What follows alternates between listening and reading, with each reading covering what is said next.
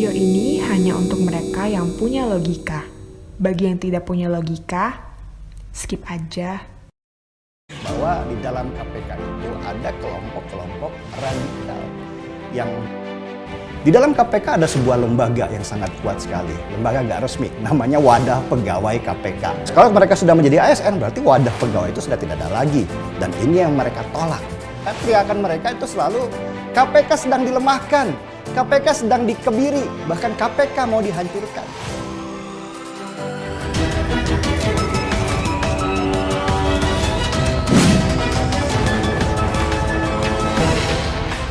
Novel Baswedan menyebut bahwa wacana pemecatan dirinya karena gagal ikut tes anti kadrun membuat dia dan KPK semakin dihancurkan dan dilemahkan oleh pimpinan.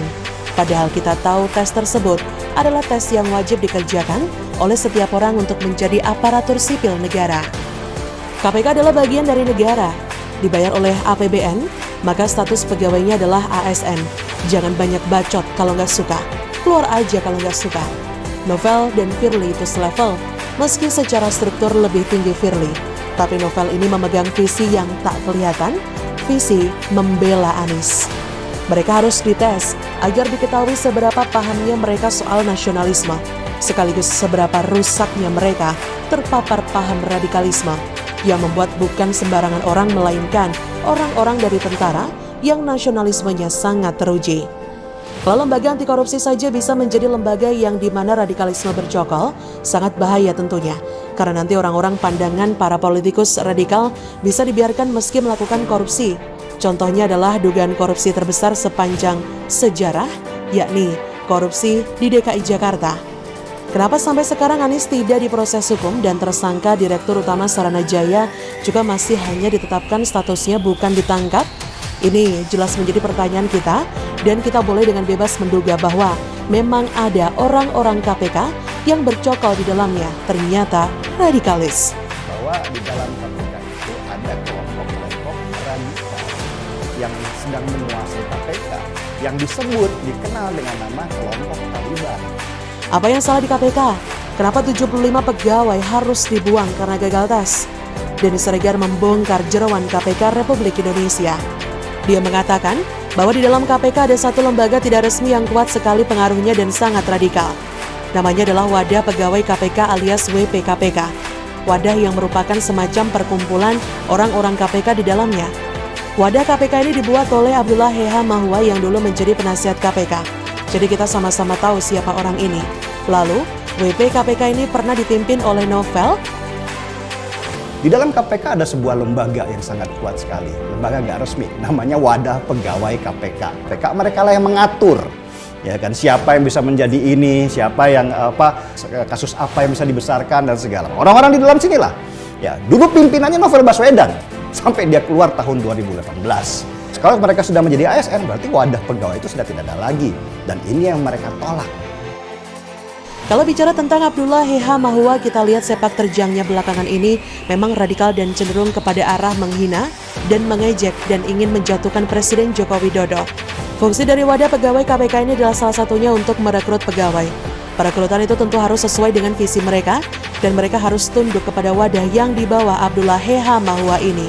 Kalau gitu mah, kita sudah lihat bahwa Wadah Pegawai KPK ini memang berguna untuk menekan pimpinan di atas supaya mau bekerja sama sesuai dengan arahan dari ketuanya, yaitu Novel Baswedan.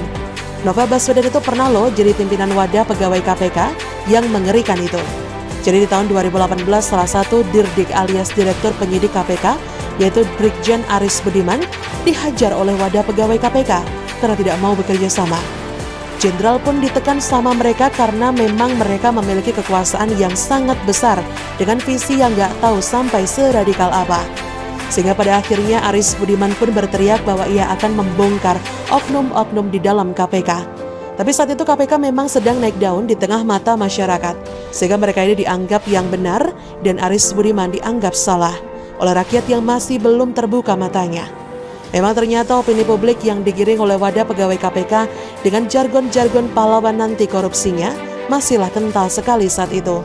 Tapi ternyata paham Taliban di dalam Wadah Pegawai KPK hasil didikan Abdullah Heha Mahua ini sangat mengerikan karena tujuannya adalah menuju negara khilafah. Jadi KPK itu mungkin singkatan dari Komisi Pendirian Khilafah ketimbang Komisi Pemberantasan Korupsi. Menurut Denny Siregar, wadah pegawai KPK ini adalah pusat dari radikalisme yang ada di gedung KPK. Mereka ini tumbuh subur dengan luar biasa dan didukung oleh media besar seperti Tempo untuk menjadi kendaraan politik mereka membuat negara ini hancur lebur. Gak heran kan kalau belakangan ini mereka menangkap orang-orang dekat Jokowi saja, padahal masih banyak orang-orang yang korupsi jauh lebih besar. Wadah pegawai KPK yang disebut oleh polisi Taliban adalah wadah yang sudah meresahkan orang-orang dalam KPK yang masih baik dan cinta NKRI. Akhirnya dari keluhan ini dibuatlah revisi Undang-Undang KPK yang menarik kembali KPK untuk ke NKRI tercinta. Perlawanan hebat dari wadah pegawai KPK pun dilakukan dan didukung oleh media besar seperti Tempe dan juga mahasiswa yang gampang dibodoh-bodohi. Najwa juga ikutan padahal dia katanya cinta NKRI. Tapi mungkin terlalu naif membela novel jadi sampai begitu deh. Narasi pelemahan KPK pun dikerjakan. Alih-alih ingin revisi Undang-Undang KPK dihentikan, Jokowi tetap hajar bleh. KPK sekarang lagi tidak bisa berdiri sendiri sebagai lembaga super body, melainkan KPK adalah bagian dari negara. Wong dibayar APBN kok. Mau dibayar sama Anies? Ya silahkan. Cara menjadi bagian dari negara adalah KPK dan seluruh pegawainya harus menjadi aparatur sipil negara. Syaratnya adalah ikut tes wawasan kebangsaan yang dilakukan dan dibuat oleh TNI. Akhirnya internal KPK guncang, termasuk wadah pegawai KPK-nya, dan mereka ketahuan kalau mereka adalah radikalis. Buktinya jelas, yaitu 75 orang gagal lulus tes KPK dengan pertanyaan-pertanyaan jebakan seperti keberadaan FPI, HTI, dan Rizik. Termasuk Novel Baswedan yang matanya ditetesi oleh air keras. Mereka berontak karena mereka pasti gagal. Pertanyaan yang lumrah, karena mereka adalah simbol dari radikalisme. Lagi-lagi narasi yang dikeluarkan adalah narasi KPK dilemahkan. Lagi-lagi juga Tempo lagi-lagi dan gila lagi menjadi partner sejati untuk membangun opini dan playing victim. Itu kan dari dulu novel begitu. Kan teriakan mereka itu selalu KPK sedang dilemahkan, KPK sedang dikebiri, bahkan KPK mau dihancurkan. Dan itu teriakan-teriakan mereka yang mereka framing supaya publik bersimpati kepada mereka dan mendukung mereka, mendukung KPK. Sudah paham ya, kenapa Novel Baswedan tidak keluar ketika Febri Diansyah keluar? Mereka ingin wadah pegawai KPK tetap eksis untuk mengusung negara format lain di NKRI ini. Kenapa KPK harus kembali ke NKRI tercinta? Karena KPK ini selama ini sudah menjadi asing bagi negara ini. Ceramah-ceramah agamanya pun mengundang pembicara radikal yang suka main sabung ayam dan menghina Jokowi. Makanya gak heran, wadah pegawai KPK ini begitu keras dalam menolak sistem pelatihan dan tes wawasan kebangsaan. Karena menurut mereka, agama mereka jauh lebih penting dan membela Anies Baswedan juga lebih penting daripada menangkap koruptor secara adil. Semoga saja dari hal ini kita melihat bahwa apa yang menjadi urgensi KPK kembali ke NKRI yang tercinta ini adalah hal yang mutlak. Begitulah mutlak-mutlak.